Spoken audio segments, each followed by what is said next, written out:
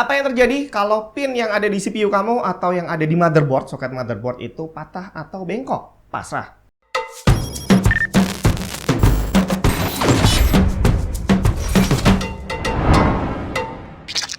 Hari ini ada yang mau bagi hadiah. Etopso bakal bagiin flash disk dengan kapasitas random 8, 16, atau 32 tergantung keberuntungan kamu. Total ada 100 unit flash disk dan hari ini akan saya pilih beberapa puluh orang yang beruntung. Kamu tinggal tulis aja Etopso di kolom komentar sambil dilanjutin komen terserah apaan. Buat yang belum tahu, Etopso ini adalah brand pendatang baru yang SSD NVMe-nya udah pernah dites di Tech and Tips dan berhasil mencatat daya tahan hingga 8 kali lipat spesifikasi TBW dengan kecepatan yang stabil selama durasi pengujian. Videonya bisa kamu lihat di sini.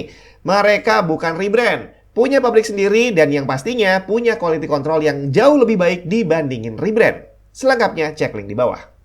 Yap, pin patah atau pin bengkok. Ini adalah satu hal yang benar-benar menghantui para perakit PC. Bukan cuma yang pendatang baru, tapi bahkan perakit PC yang udah profesional sekalipun, sekali waktu akan ketemu dengan kasus seperti itu. Pinnya bengkok, pinnya patah, yang kemarin barusan saya alamin. Udah saya bikin video shortnya di situ ya. Dan wajar aja, karena nyesek juga sih kamu beli CPU harga 8 juta atau beli motherboard harga 12 juta. Ternyata gara-gara patah 1 atau 2 pin, akhirnya barangnya nggak bisa dipakai. Dan yang bikin nyesek lagi, permasalahan pin bengkok atau patah ini kemungkinan besar tidak akan diterima untuk garansi. Jelas, karena dia terhitung sebagai kelalaian penggunaan. Nah, tapi kalau sampai terjadi nih dan nggak bisa digaransiin, kira-kira apa yang akan jadi dampak negatifnya kalau kita nggak berani benerin sendiri dan kita paksain untuk cobain nyalain aja deh. Siapa tahu bisa nyala normal. Kira-kira bisa atau nggak ya? Di sini saya nggak akan bahas tentang apa penyebab pin bengkok karena udah jelas pasti kepentok, entah kepentok obeng, entah kepentok apalah segala macam, semuanya bisa menjadi penyebab pin patah atau bengkok. Termasuk di sini saya juga nggak akan bahas bagaimana cara pencegahannya karena nggak ada cara lain selain lebih berhati-hati. Dan saya juga nggak akan bahas tentang apakah bisa dibenerin atau enggak karena bisa atau enggaknya ini sangat relatif terhadap bagaimana tingkat keparahan dari patah atau bengkoknya. Mungkin kalau cuma dikit masih bisa lah. Bahkan kalau untuk yang CPU itu walaupun patah atau lepas masih bisa disolder ulang. Beda cerita sama yang di motherboard. Tapi ya kita nggak akan bahas lebih detail tentang itu. Yang pasti di video tadi yang saya alamin saya bisa benerin sendiri. Karena yang bengkok cuma 3 atau 4 pin doang. Dan udah saya kasih tunjuk singkat bagaimana cara benerinnya di situ ya. Pengen beli GPU Asus yang nggak bikin kantong jebol? Asus TUF Gaming jawabannya. Dan seri RTX 4070 dari TUF Gaming ngasih performance dan juga tampilan yang cakep.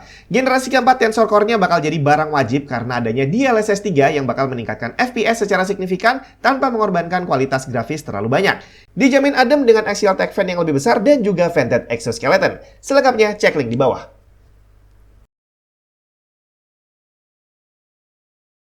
Nah, di sini yang akan dibahas adalah seandainya kamu nggak berani untuk benerin nih dan kamu paksain nyala, apakah akan ada dampak negatifnya? Apa yang akan terjadi? Jangan-jangan bisa nyala normal, jangan-jangan nggak masalah ada pin yang patah atau bengkok. Nah, ini yang kamu harus hati-hati karena memang ada kemungkinan kamu nyalain dan ternyata dia masih bisa nyala normal, nggak ada efek apapun. Tapi kemungkinan terparah bisa juga malah jadi short dan akhirnya prosesornya korslet dan mati permanen. Nah loh, terus gimana dong kalau misalkan ada yang bengkok, apa yang harus kita lakukan?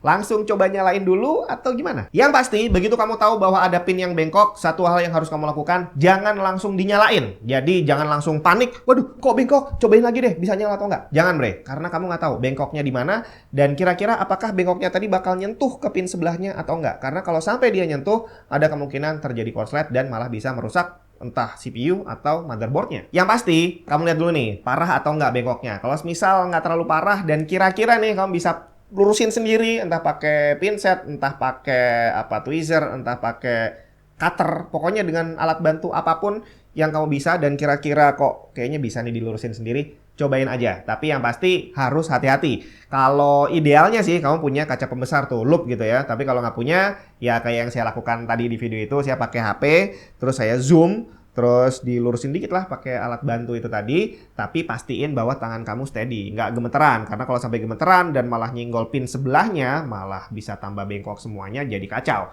Jadi lihat dulu, kalau memang nggak parah, cobain aja dilurusin sendiri, siapa tahu masih bisa. Tapi semisal kamu nggak berani, ya mau nggak mau cari bantuan. Dan bantuan yang paling bagus adalah kamu kontak ke distributornya. Walaupun kita tahu nih kemungkinan besar tidak tercover garansi, tapi kontak aja, siapa tahu mereka mau bantu. Entah akhirnya dibantu bisa dapat tuker barang baru, atau mungkin dibantu dibenerin sama mereka, whatever. Yang penting siapa tahu mereka bisa bantuin untuk benerin. Kalau bisa, ya udah, kelar masalahnya. Tapi kalau misalkan nggak bisa ngubungin distributor, atau kamu nggak tahu caranya, atau mungkin takut kelamaan, ya kamu coba aja cari temen, atau mungkin cari tempat servisan di dekat rumah kamu yang kemungkinan bisa bantuin. Pokoknya gimana caranya, kamu cari orang yang bisa bantuin ngelurusin pinnya lagi lah. Tapi, semisal semua hal itu tadi kamu anggap terlalu lama, ya hal pertama yang bisa kamu lakukan adalah kamu ngecek nih, yang bengkok atau patah itu pin yang punya fungsi apa. Karena nggak semua pin punya fungsi yang penting, bahkan ada beberapa pin yang nggak ada fungsinya sama sekali.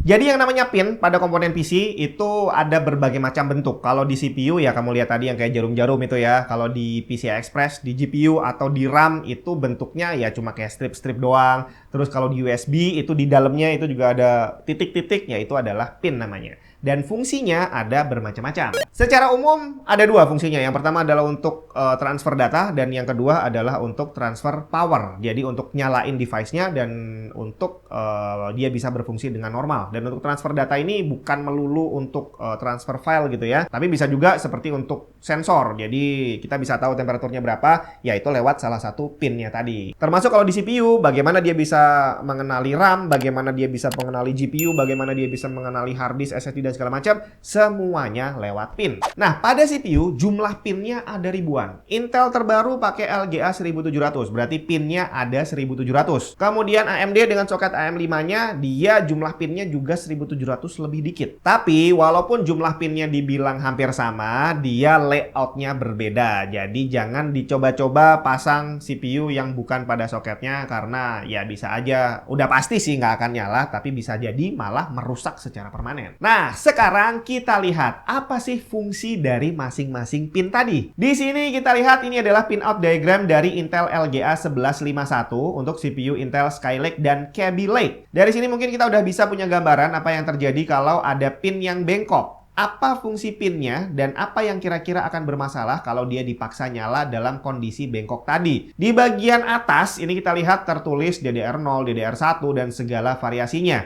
Dari sini kita bisa bayangkan bahwa pin dengan mapping DDR ini berfungsi untuk memproses data dari RAM. Jadi kalau sampai ada yang bengkok, patah atau hilang di bagian ini, terus kita paksa nyala, ya mungkin masih bisa, tapi akan ada soket RAM yang ya bisa jadi nggak berfungsi dengan normal, atau bisa terdeteksi tapi nggak stabil, dan segala macam. Intinya, RAM-nya akan berfungsi dengan tidak normal. Hal yang sama terjadi kalau dia patah atau bengkok di bagian lain. Di bagian kanan bawah nih misalkan, di mana dia memproses data dari jalur PCI Express. Kalau ada pin bengkok dan nggak dibenerin di bagian ini, mungkin masih bisa nyala, tapi akan ada sesuatu yang berhubungan dengan PCI Express yang jadi bermasalah. Bisa kartu grafisnya, bisa storage NVMe, bisa WiFi card, dan sebagainya. Tapi yang akan jadi masalah serius adalah kalau bengkok atau patah di bagian yang mensuplai tegangan, yang ada tulisan VCC-nya, Voltage Common Collector.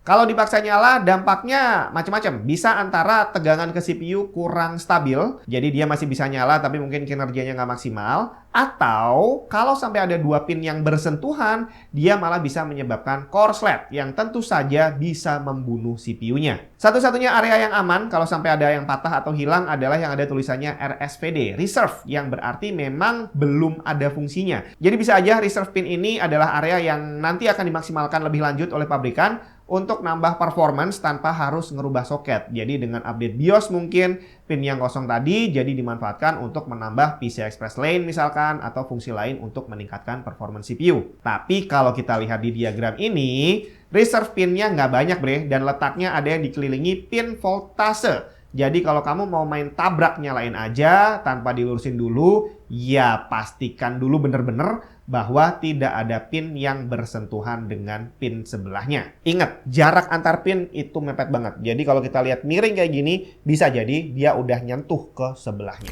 Cara yang paling gampang kalau kamu pengen tahu pin ini fungsinya apa sesuai dengan diagram tadi adalah di foto side by side. Kurang lebih kayak gini nih. Jadi tampak atas soket motherboard atau CPU yang bermasalah dibikin side by side sama diagram pinout yang bisa kamu googling. Dari situ kamu bisa jadi punya gambaran, diurutin satu-satu, yang patah atau hilang itu di bagian apa dan kira-kira fungsinya apa. Yang pasti kalau kamu nemuin pin CPU atau pin motherboardnya patah atau bengkok, jangan panik karena dengan kamu panik tidak akan menyelesaikan masalah. Iya sih, garansinya kemungkinan besar tidak diterima. Jadi akan lebih baik sama-sama nggak diterima, tapi kamu menerimanya dengan tidak panik. Iya kan?